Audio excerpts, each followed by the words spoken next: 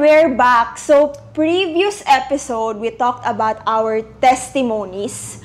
And along with those testimonies, yung mga experiences namin prior to knowing God or prior to having or building this intimate relationship with Him. And I want to quickly touch on, kasi syempre, alam na natin yung meron tayong mga experiences prior to knowing God, yung mga hardships natin, struggles natin, searching because we're so feeling empty, hindi natin alam where to run to. Dagan ikog madungog na kanang maingon bitaw sila na dan gihatagan man kog kanang struggle or ginhatagan man kog challenge sa Ginoo kay gusto niya makatuon ko. He wants me to learn from this. He wants me to grow from this challenge or from this trial. So, ikaw, sis, anong opinion mo about that? Well, for me, every time I hear that, like, I would automatically, pero syempre case-to-case basis to. Kasi kung close ko naman, I would automatically say to that person na, hindi yan galing kay Lord. Hindi yan galing sa Panginoon. Because, kung ikaw, di ba, isipin mo, we know our God is a God who loves us. True. He is a loving God. Di ba? For God so loved the world. So parang, sige, kumbaga, patuloy mo, sis. Sige, go. In Psalm 30. So, ayan. Yan yung identity. Parang, if you would scan the Bible, it's always God is love. The definition of true love is God. So, that would defeat the purpose of Him na being the loving God. Tapos, bigyan ka niya ng mga trials. Diba? Parang, if you come to think of it, ikaw as a parent, or kahit na hindi ka pa parent, let's say you're just somebody na like for the singles or whoever. Di ba, if you love somebody, or like let's say parents mo, or partner mo, or boyfriend, girlfriend, I don't know, anak mo, I mean, kaya ba ng heart mo na bigyan siya ng challenge para maka-learn siya from something? Di ba, hindi naman. That desire, or yan na nature natin, hindi yan dahil ikaw yan, Dana, or ikaw yan, Little, ganun ka pinalaki. That nature comes from God. Kasi, ganun tayo, we are made in His image and His likeness. So, kumbaga, kung ano yung mga desire natin, hindi yan siya dahil pinalit kang ganyan, or kasi ganyan yung mindset mo.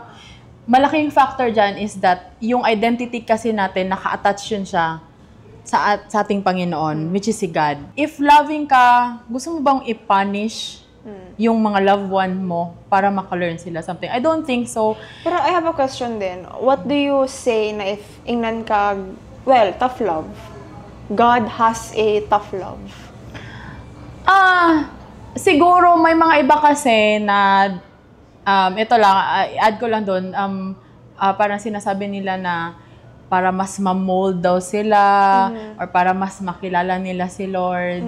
Di ba? Parang gano'n na parang, kaya ako gilagay dito ni Lord, na murag nagkalisod jud ko, or kaya may mga challenges na ganito sa akin, na binigay si Lord. Again, sinabi natin sa last na episode na, all good things come from God. So, yung challenges na yon, hindi naman yun siya good thing, di ba? It's a bad thing. Hindi naman sinabi doon, all good things comes from God and some things are bad. So, ibig sabihin, walang ginawang masama na bagay ang Panginoon for us. Lahat magaganda. So, now, the question is, bakit may mga challenges? Bakit may mga hardships? Bakit may mga ganitong bad things na nangyayari? Number one, consequence of our action. Hindi mo talaga ma-deny ang fact na you would always reap what you sow. Ganun talaga siya. So, consequence of your action, it could be kaya nangyari yan sa'yo kasi basig nagtinanga ka, or it could be gi-advise na ka sa imong parents, but still, you chose the opposite way. Diba? I mean, there's wisdom. So, ganun siya, yung consequences of your actions, and at the same time, it comes from the enemy also. Kasi syempre, we are still here in this earth, in this world na imperfect. The enemy wants to ganing derail you. The enemy came to steal, kill, and destroy. And I just want to add, no, it questions God's divinity kasi. When, syempre, nakailang sabi sa Bible na, do not fear, I will be with you, I will not forsake you. Siya na yung nag-offer ng help, tapos siya ang nagbigay ng trial sa'yo. Parang, ha? Parang bang tawag dyan? Yeah, parang hindi siya yung hindi connected yung nature. It's not giving. It's not giving. Oh, that's true. And sometimes kasi ilaha mo kung ginabato is ang Old Testament na kanang God is full of wrath. God is kanang ginapunish, tas, di ba, in the Old Testament, God is punishing the people. Well, number one, Old Testament yon, because, again, prior to Jesus, we are, oh my gosh, I'm so spiritual right now. Go, Pastor Adana! We are all, kumbaga, we are all deserving of that punishment. Yeah. On the Old Testament, prior to Jesus Christ, all of us deserved punishment. Kasi lahat tayo, we fell short. God being a just God, kailangan talaga na i-punish yung mga nagkasala. Lain pod na nagsin ka, tas moingon ka na just ang God, dili ka niya i-punish. Of course, all of us at that time, we were all deserving of God's wrath. But thanks be to Jesus Christ, ngayon, we are already in the New Testament, we are already free from that bondage. Yeah. Now, through Jesus Christ, we can walk in freedom, knowing that we are loved by God, knowing that we are justified, we are declared righteous before God through the finished work of Jesus on the cross. I just want to give you a context as to why yung mga trials natin in life are not from God. Yes. It's not because He is punishing us. It's not because He is throwing this trial sa atin para mas makilala natin siya. No, friends. That's exactly what the enemy wants you to think. Na God is giving you those challenges para makilala mo siya. No. God, sabi mo kanina, God is a loving God. Yeah. He will never do that to you. He is hurting every time He sees you struggling. Yeah. True. But again, apart from, sabi mo kanina, number one, consequences ng action, we are living in a fallen world. Now, when you follow Jesus, it doesn't mean ang life mo okay na. Perfect hapsay na. Hayahay na ka. No. We are living in a fallen world where fear, doubts, problems, nakikita naman natin ngayon na grabe ka chaotic ang world. Yes. That is where we live in right now. But God offers us another way through His Son, Jesus Christ, na even though we are in this world, we can walk confidently. Yes. We can walk with freedom, knowing who we are, knowing our identity. Yeah. God is our Father. And I remember you giving me that book, yung Jesus. And that's how I understood better the nature of God.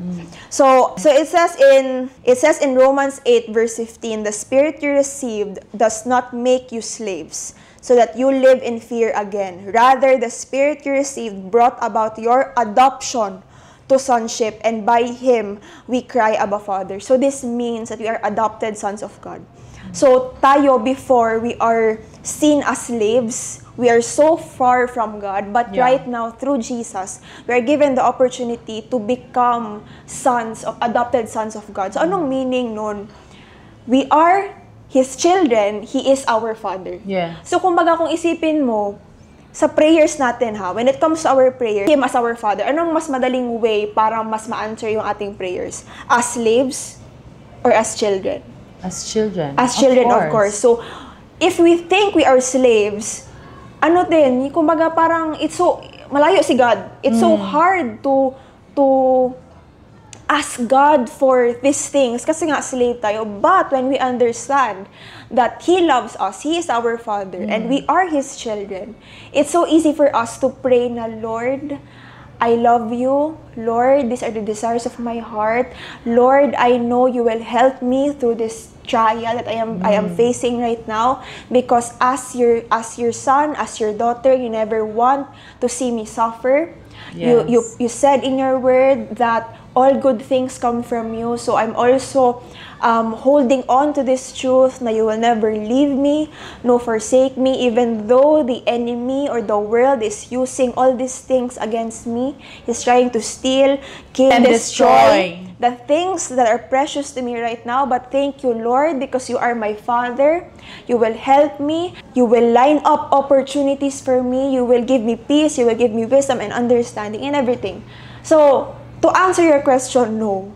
God Hindi never gives you trials just for you to learn from it or just for you na parang mas maging close ka sa Panginoon. I agree to that, sis. And kasi nga, He is a loving Father. Hindi dyan nagtatapos yung may hardships ka, you just have to go through with it. And then, alam mo yung maging victor. Alam naman natin, basta nasa Panginoon tayo, we are victorious. Yun yung ending natin. I agree. But the good thing is that hindi lang doon nag-stop yung may hardship ka or may trial ka.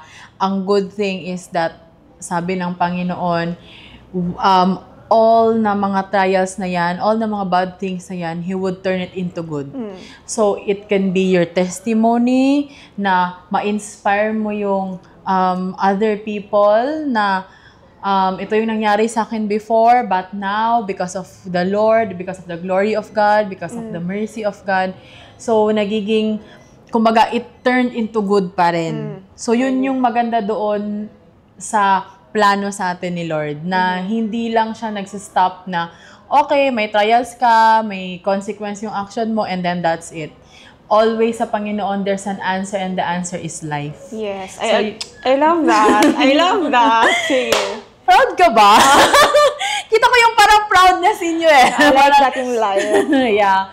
So, kaya guys, we are encouraging you, kung hindi mo man feel ngayon, hindi mo man nakikita ngayon, to really like dive deep into the word community, your Sunday, if you have the opportunity to go to church, and any opportunity for you to hear the word of God, go grab it, sunggaban nyo, at huwag nyong pakawalan, because you know what, guys, it would save you a lot of stress, a lot of time na hindi mo na kailangan dumaan pa dun sa mga like super duper hardship. I wouldn't say no hardship at all. Yeah, tsaka nga, kung in order for you na para may panlaban ka, na when trials come your way, when challenges come your way, you know the truth. Yeah. Kasi nga, you are hearing the word of God. Yeah.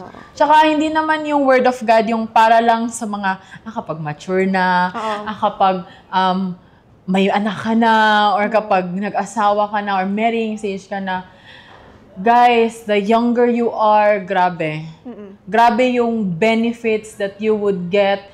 Grabe yung wisdom na makukuha nyo when you are in the Word of God, when you are in the right community. Yes. Tsaka din, yung wag nyo nang hintayin na kung kailan pa, kumbaga kung kano sa pamuabot ang trial, dito pa ka mo dive deep into God's Word. Yeah. Importante na karon pa lang na nakaibaon. Yes. Now, when troubles come, you know the truth. Na dili ka mapandol, you will not, dili ka ma-steer away, or dili ka ma-stumble with what you are currently facing. That's why, here, in this podcast, among goal is to tell you these things, yung mga revelations na gihatag sa mo sa Ginoo, we'll be able to share it to you guys, na ikaw ma-motivate pog ka na to really you will have your personal time with the Lord. Yeah. And kaya really seek Him. Yes, seek him first. Yeah. And then dili na po na mo i-insert ang importance sa community. Very important ang community, because when challenges come, make sure that you are surrounded with people who will motivate you and who will direct you to what the Word of God says about you. Not speak life to you. Speak life to you, not yung mga worldly perspectives, but what the Word of God, which is life. Yes. Yun. So, again, at this episode, we talked about knowing our identity in Christ, that He is our Father, and that He will never, never, never give you trials and challenges just because He wants you to teach a lesson. Again, it will question God's divinity. It will question God's nature. He is never like that. He is a loving Father. I am excited for the next episode. So again, we hope that you are encouraged, and that you will be more intentional with having your personal time with your Father. So please stay tuned in. Like our Facebook page. We'll be also posting sa aming other social media pages and hopefully sa ating Spotify. Yes. So, see you next week. Again, this is me, Dana. And this is Lithel. And you're listening to Spill the Tea Podcast. Bye!